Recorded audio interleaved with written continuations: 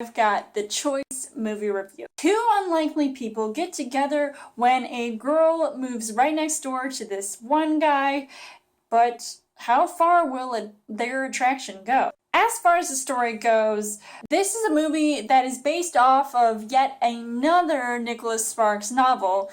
And of course, I was not looking forward to seeing this movie because, well, you know how most of these movies tend to go. And I don't have time to read those books, which all sound the same basically. So I was really hesitant on seeing this movie considering that it came out in early February, and I literally dubbed this movie the wrong choice, and I guess you'll find out why later. And I would say that I just feel like this movie started out the same way, like most of these movies go, and it seems like it did have an interesting story, even though it's all a bunch of cliched stuff that, you know, we're all used to seeing anyway.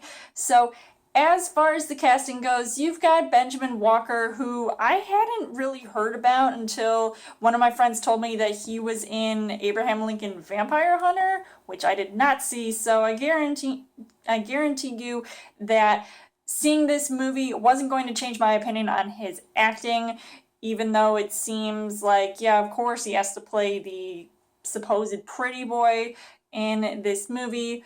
Though attraction aside, or lack thereof, I feel like acting-wise he was, you know, not my favorite.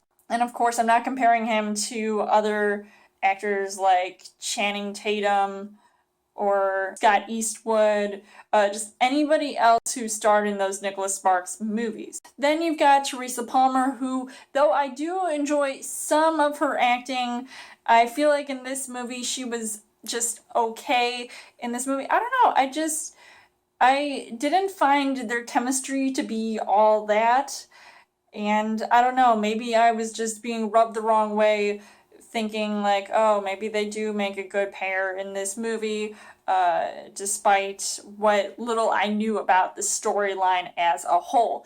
And then you've got actors like Tom Welling. I'm like, hello, Smallville guy, where have you been?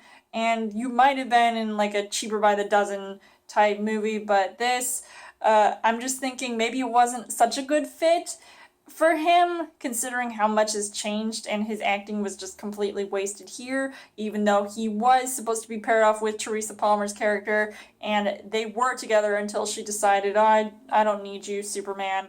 I'm just gonna go with this Abraham Lincoln Vampire Hunter guy. Other actors in this movie who didn't really have much of a role, but really do we care at this point? We've got Alexandra Daddario, who plays like this typical hot girl that everybody's like, oh, like she must either be a bitch or she must be like really popular, and everybody like fawns over her, especially all those guys on that boat.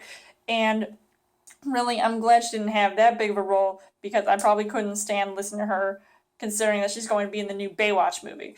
And then you've got another waste of an actor with Tom Wilkinson. I love him as an actor, but in this movie he was just completely wasted as a character, and I really felt like this was having him here was going to turn into something out of The Longest Ride. Apparently that didn't really happen. The things that I did like about this movie, it did start out with interesting plot points and storyline, and it really grabbed my attention, but then it, you know, it had me guessing what was going to happen until the very end, which I found to be slightly surprising. But unfortunately, the things that I didn't really like about this movie, most of this movie played out like your typical Nicholas Sparks movie, like I said. And I feel like having that rehash and the repetitiveness is really boring, and I don't even know how you can make something, you know, stand out from the rest, even though there's like different characters, different locations, but it's all pretty much going to turn out the same way, right? This movie was slow, and I found it to be boring most of the time, and I think at one point I was dozing off, falling asleep, because literally nothing in this movie really interested me as far as the plot went. And it was slightly predictable, which kind of, was irritating because I don't like movies like that. So overall, I would say that the choice was not the best choice for a movie that I wanted to see, but I thought, hey, if people want to see my review of it, I might as well check it out, and you guys can find out what I thought about it, which, in this case, I just could not stand it.